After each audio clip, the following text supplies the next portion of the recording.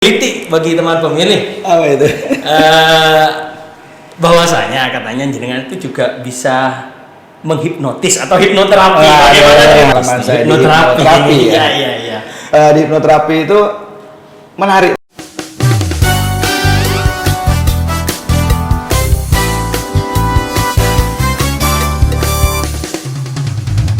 Assalamualaikum warahmatullahi taala wabarakatuh.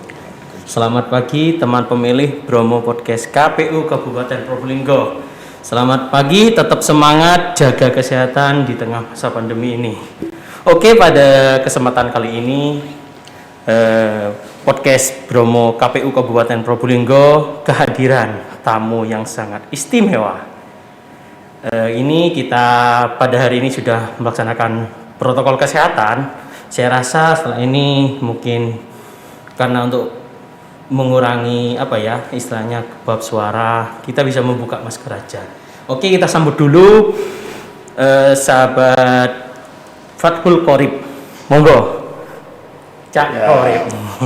Selamat datang di podcast Bromo. Ini namanya Bromo, Cak Qorib. Podcast Bromo itu apa sih, Mas? Oke. Saya harus tanya dulu nih. Enggak bisa dianu. Saya buka dulu ya. Oke. Baik, sembari saya jelaskan sebentar. Jadi yang namanya istilahnya Bromo itu awalnya adalah ngobrol demokrasi, gitu Cak Qorib. Oh, gitu.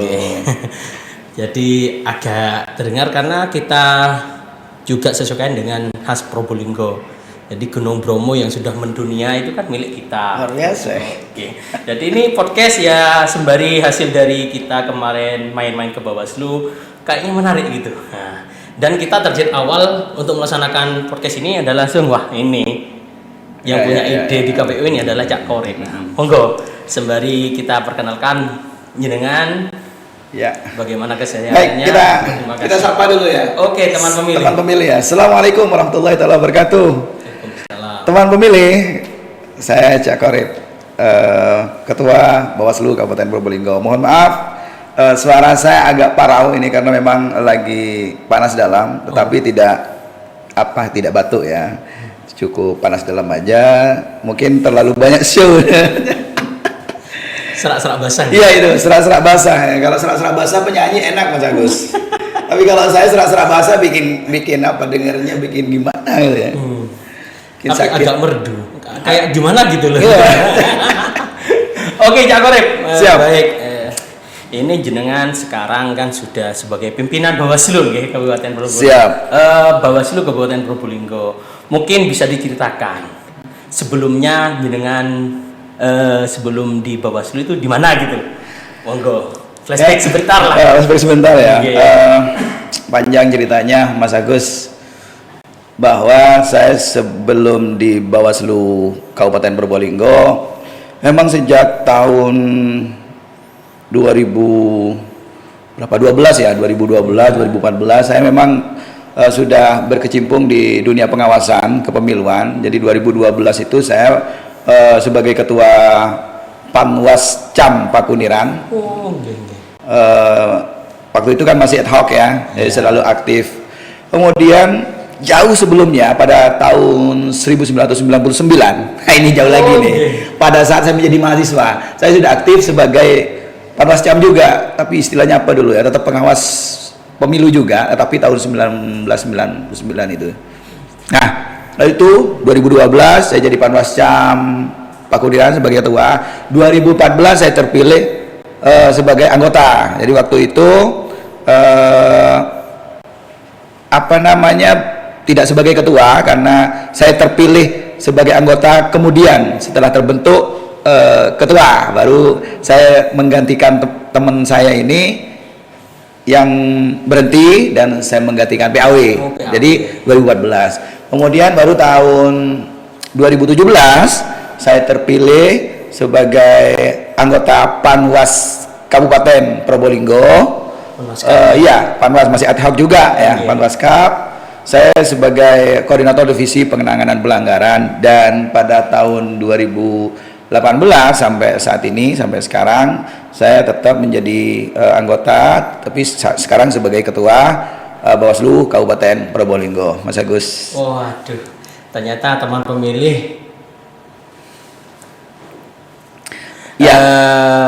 Jabatan yang Cak Korip ini dapatkan itu bukan bim salabim, Bukan bim salabim, ya. Memang sudah ditata Alhamdulillah. dari bawah, ya, Ya. berkesinambungan berarti. Betul Jadi sekali. dengan tidak langsung serta-merta daftar di Bawaslu. Iya, Berarti betul. sudah ada track record yang sudah ditata sedemikian rupa. Di bidang pengawasan, ya. Bidang pengawasan. Betul sekali. Jadi sangat bagus sekali di saatnya dengan menangani sebuah permasalahan kasus Iya. itu kayaknya sudah tak gitu.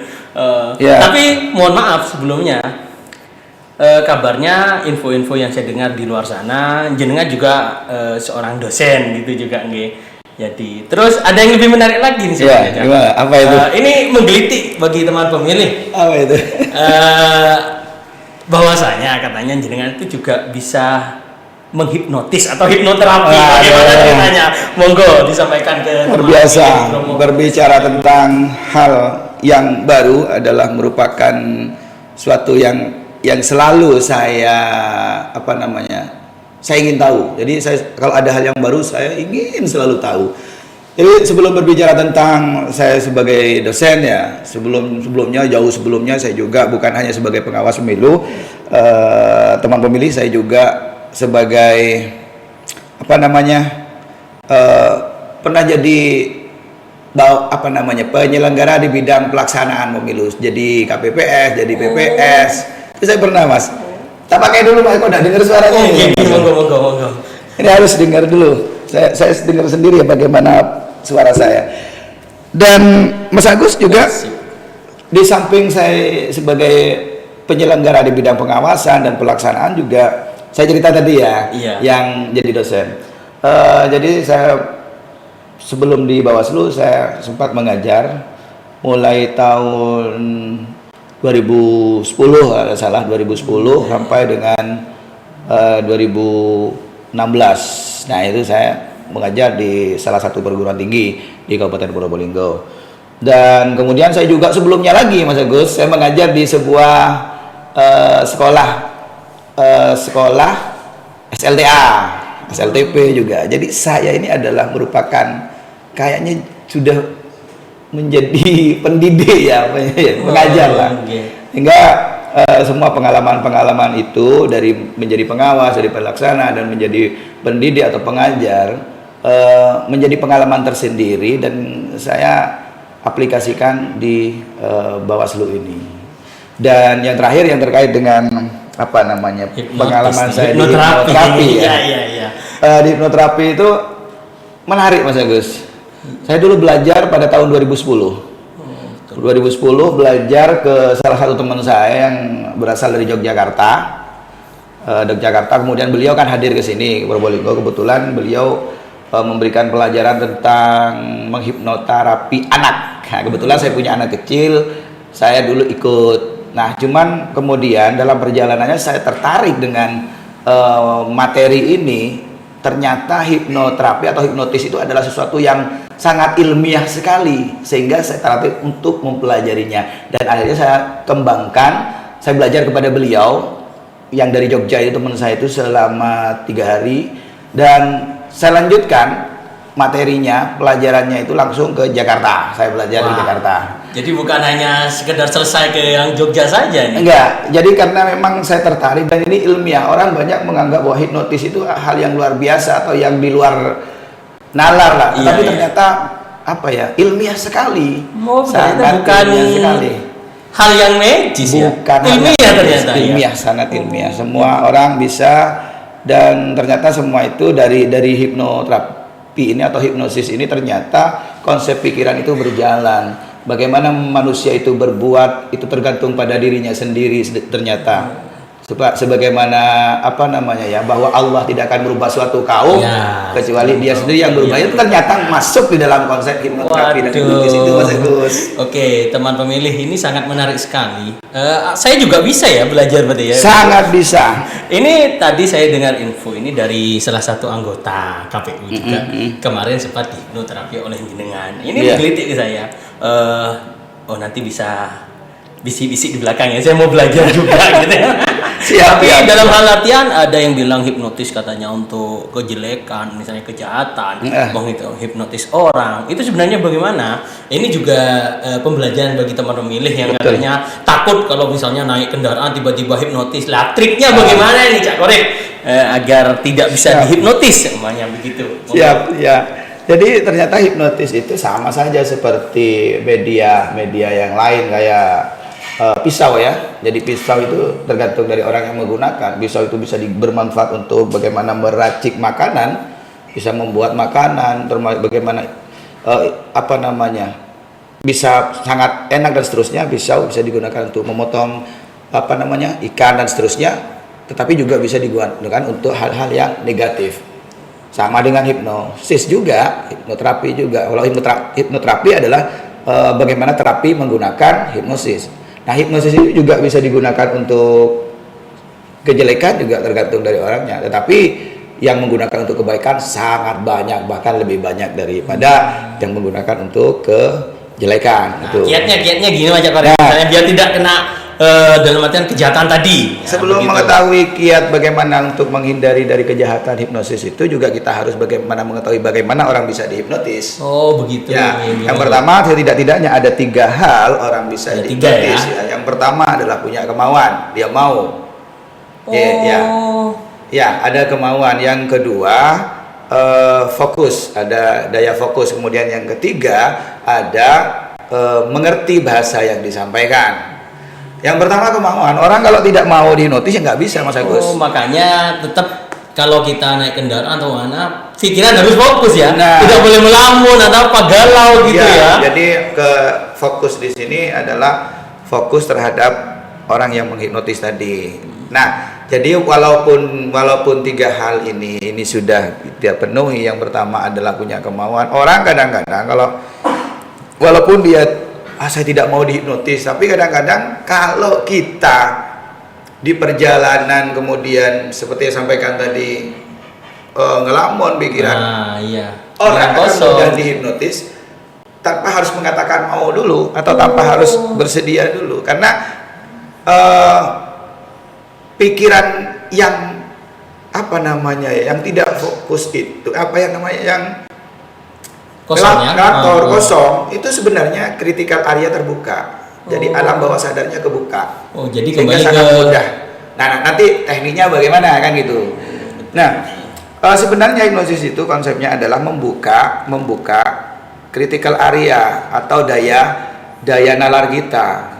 Bagaimana caranya? Yaitu dengan cara banyak hal, dengan cara menyampaikan informasi kepada orang tersebut melalui, kalau yang ilmiah itu ya melalui orang-orang yang punya kompeten, seperti dokter menyatakan sakit, Oh, betul. memberikan obat, itu si pasien tidak usah bertanya lagi, langsung diterima.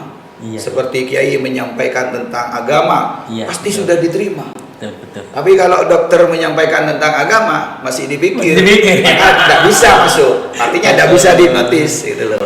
Jadi trik-trik saya sebaiknya kalau orang itu terhindar dari bahaya hipnosis, ya terutama di perjalanan ya, dia harus benar-benar tidak dalam keadaan kosong pikirannya, tidak dalam terbuka kritikal areanya, melakukan kegiatan-kegiatan yang melibatkan akal pikiran kita. Ya, jadi logika kita, melibatkan logika kita. Jangan melamun kemana-mana waktu perjalanan. Itu sangat mudah untuk digendam istilahnya ya, Iya, hipnotis digendam ya. itu istilahnya. Ya itu salah satu contohnya, Mas Agus. Ya, baik, teman pemilih, sangat jelas tadi disampaikan oleh Cak Korip ya. Menarik sekali. Jadi kalau misalnya kita bepergian menggunakan kendaraan umum terutama, Iya. hindari pikiran kosong. Misalnya kita sering adakan ngobrol-ngobrol atau main game lah istilahnya pakai Main game gadget itu kita. bagus. Iya. Jadi kan pikiran kita konsentrasi ya. Betul game. sekali. Misalnya game yang lagi populer sekarang. Apa itu? Nggak tahu saya nggak pernah. Kalau sudah pernah main game sampai sekarang ya. Tapi kalau katanya Mas Ledi main gamenya itu biasanya apa Mas Ledi biasanya itu teman-teman itu mungkin Plant Zombies ya, gamenya saya itu dulu. Baik teman pemilih podcast Bromo KPU, saya rasa untuk sesi hari ini kita cukupkan di sini saja. Siap. Toh nanti pada akhirnya Jika kami undang lagi, saya harap nanti Cak Korip mau untuk hadir lagi ke sini. Siap. Sekaligus memberikan pengalamannya bagaimana membentuk podcast yang ada di bawah kepada kita semuanya. Terima kasih Cak Korip atas rawuhnya. Terima kasih pimpinan. Salam juga kepada yang lain. Insyaallah. Semoga kita semua tetap diberikan kesehatan. Amin ya rabbal alamin. Baik, teman pemilih, itu sudah kita podcast pada acara pagi ini. Semoga bermanfaat untuk kita semua. Kurang lebihnya mohon maaf. Wassalamualaikum warahmatullahi wabarakatuh.